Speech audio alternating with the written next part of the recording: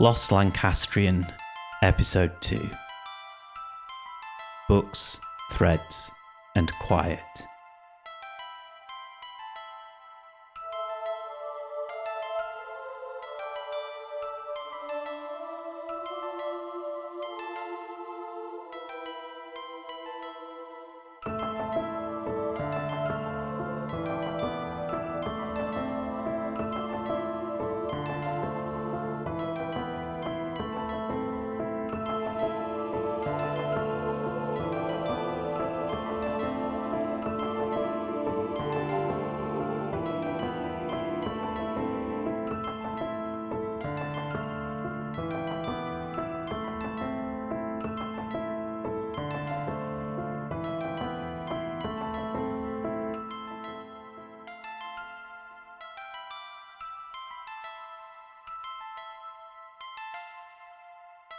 The birds were confused again.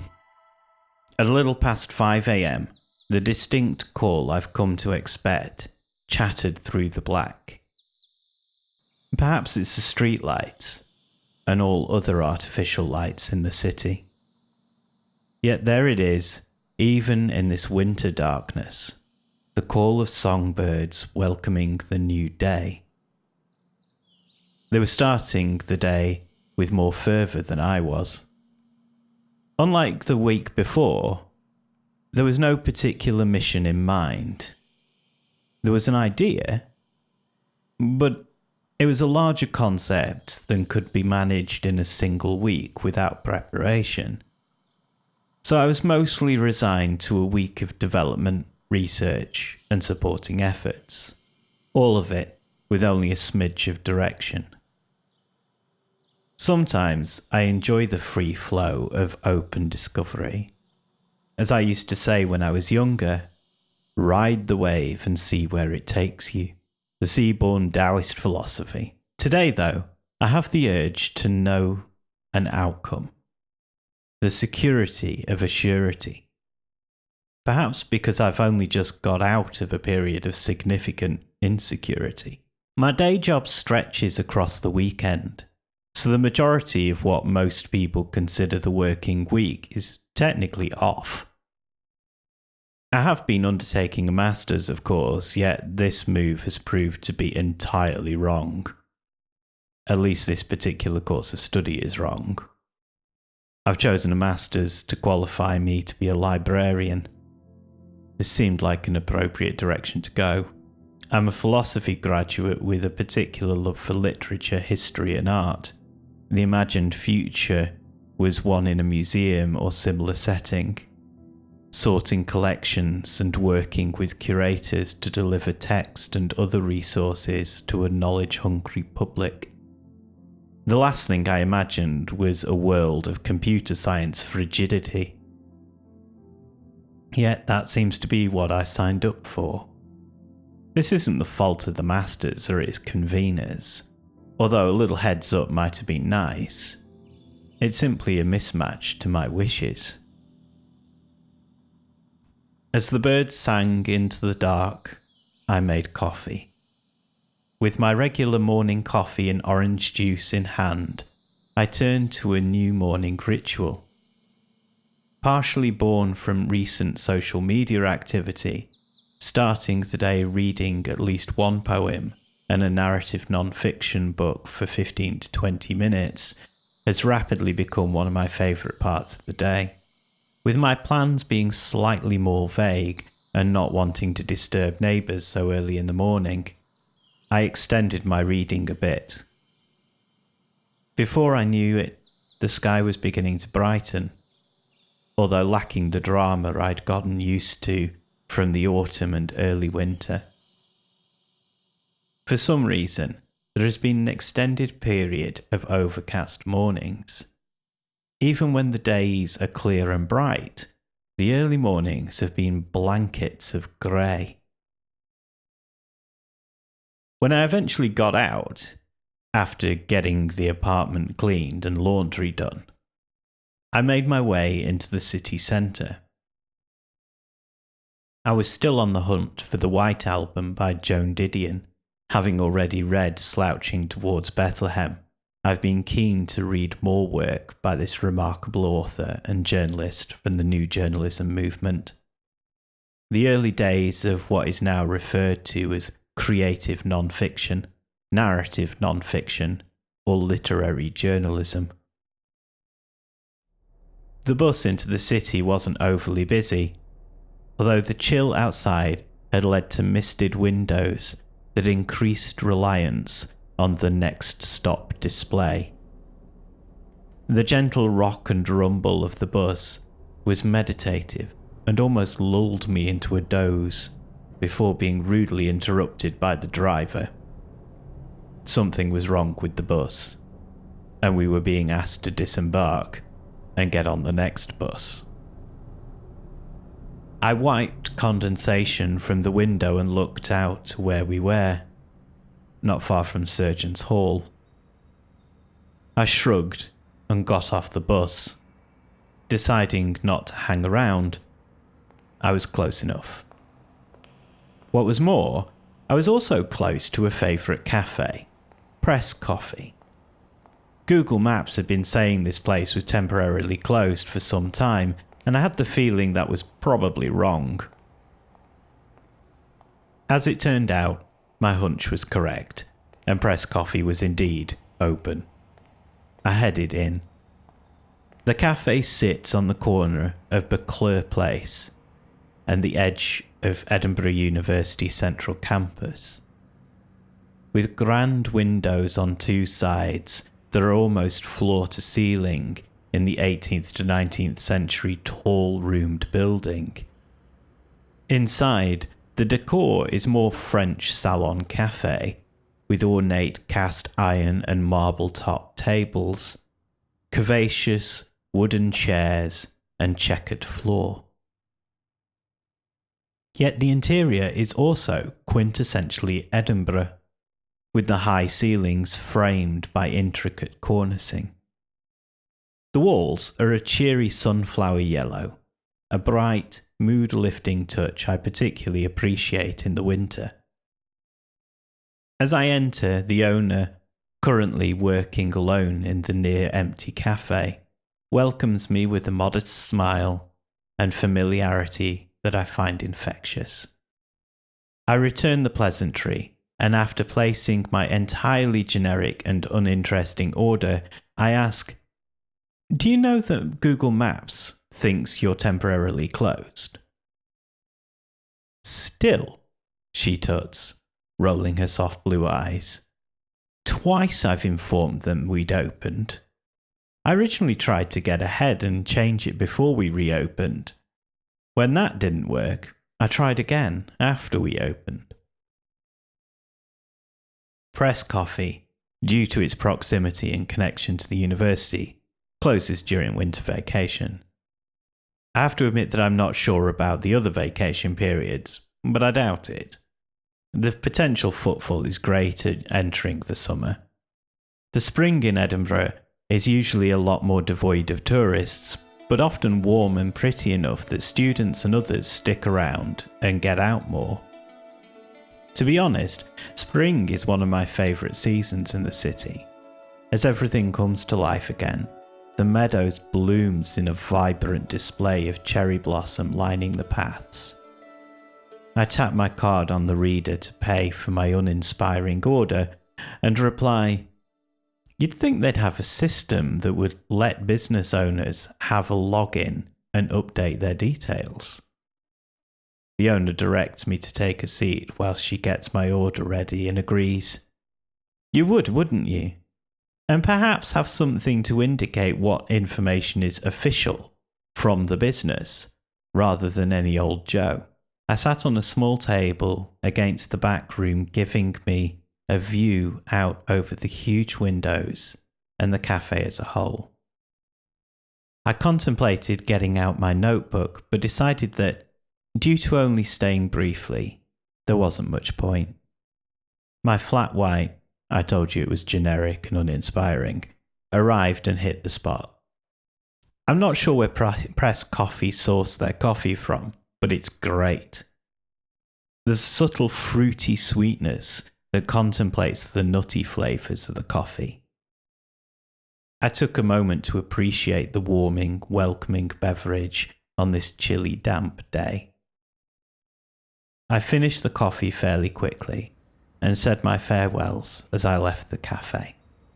Taking a bit of a detour through the edge of the meadows, passing Upland Roast and its amazing hot chocolate, I walked up the broad foot and cycle path between the university and the quarter mile. This large development is an old Victorian hospital complex that is now utilised as a combination of luxury residential, retail, and some office space. The detailed and curved golden sandstone of the original buildings has been joined with contemporary glass and steel constructions, a combination that works to only highlight the qualities of the beautiful old buildings. My roundabout route took me up to King George IV Bridge and past Greyfriars Kirk, then down to the Grassmarket. This is entering the old town, with the castle standing high above everything on its volcanic plinth. Many of the buildings are ramshackle, uneven and crooked constructions from the 16th century or so. Down in the Grassmarket, it can feel like the city is being built on top of you, with the road to the Cowgate being spanned by several bridges that house buildings of their own.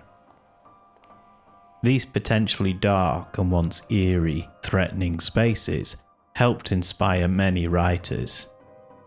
You can always see why so many crime writers in particular seem to find inspiration in this city, which is a little ironic considering Edinburgh is one of, if not the, safest cities in the UK. I made my way through the old streets towards the Lyceum Theatre and Toll Cross, with one stop along the way. Armchair Books is a bit of an Edinburgh institution, and, like many places in this city, vastly over-photographed for Instagram. Inside the shop I peruse a while, indulging a little in admiring their antiquarian books. Armchair is a small second-hand bookshop, reminiscent of some kind of fantasy magic shop.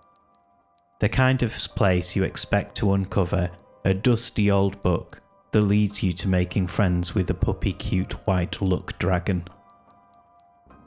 Of course, I was hoping to find a Didion. Unfortunately, that wasn't to be. But I did find a Truman Capote that I've been meaning to read too. My next stop was the Waterstones bookshop on Princes Street, hoping for the Didion and a chance to sit by the window of the cafe.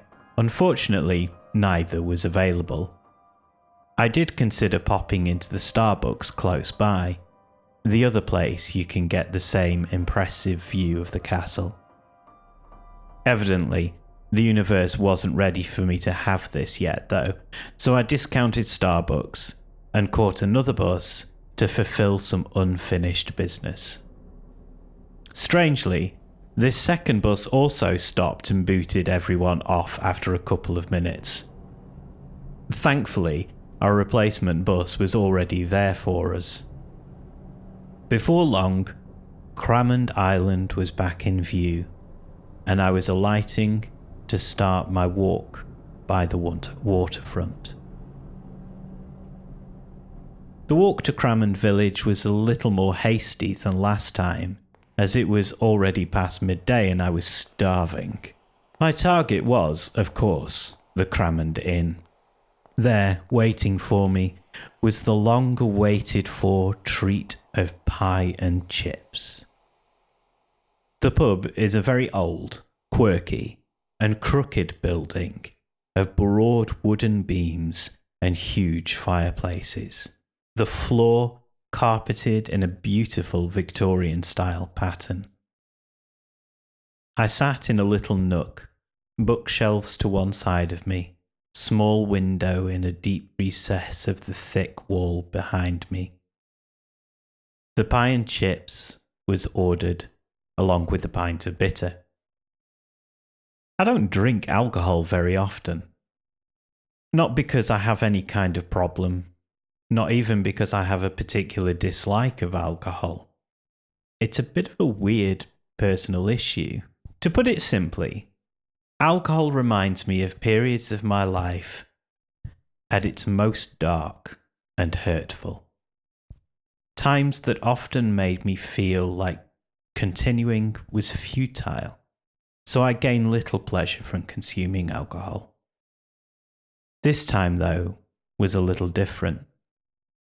Perhaps it was mostly because of the pie, but there was a coziness to the whole experience that made the whole thing feel homely and comfortable.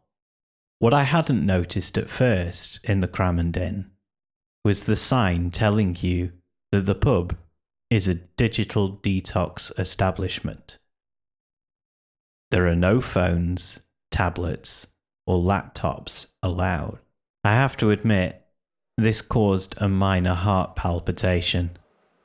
After all, I'd packed my laptop so that I could write while out. Yet, as I enjoyed my lunch, I quickly forgot about the pull to digital tools and simply took out my notepad and pen. As I sat and considered this unexpected blip, something occurred to me. How much we've become dependent on these things, but also how that dependence seems to be slipping. For a while now, there has been a growing trend towards people consuming cozy, cottage-style content online. Along with the dark academia aesthetic that grew on Instagram, these desires for cozy, simple and nostalgic vibes originated in the pandemic lockdowns.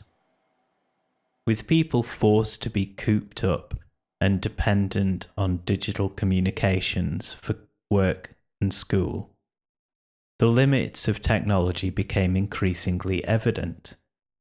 All the problems that Facebook in particular became embroiled in showed something of a discontent with social media. Recently, I've become more active on Threads, the platform from Instagram folk to compete with the collapsing Twitter, now X. Yet, my activity there is generally less than it once was on other social media. And I'm using the other platforms significantly less, or not at all. This is apparently a bit of a trend. A recent New York Times, I think, article talked about how people are posting less on social media than they used to. A little after the article was published, Adam Mosseri, Instagram's CEO, posted a bit of a rebuttal claiming that people weren't exactly posting less, rather they were posting in private direct messages or the notes function instead. That is, people are seeking to maintain actual back and forth communications with people they know and care about, rather than broadcast. Threads seems to have been caught in some of this. Although it is essentially a predominantly open broadcast-style text app, the way people are using it is far more conversational. There are communities seeking civility and kindness. Strong opinions and politics are extremely discouraged. Even the way Mosseri talks about Threads has begun to change. The ambition for the platform was initially stated as being the leading platform for conversation on the internet. There seems little appetite amongst the users for such a mass appeal, whilst Zitter is embracing being the platform for fascists and Nazis. The users of Threads have been adamant that they want no part of such things. As some users started finding they were having rage bait appearing in their feeds, they were fast to block it and openly voice complaints without sharing the rage bait. Apologies came from Mosseri for their failure in algorithm updates that had led to some of this occurring. Not long after, a restatement of the ambition of Threads came as being the leading platform for kind and civil conversation on the internet. Perhaps after seeking to be the biggest thing around, some of these platforms are starting to think it's preferable to be the highest quality thing around. And with that, I wish you a good day and take care of yourselves.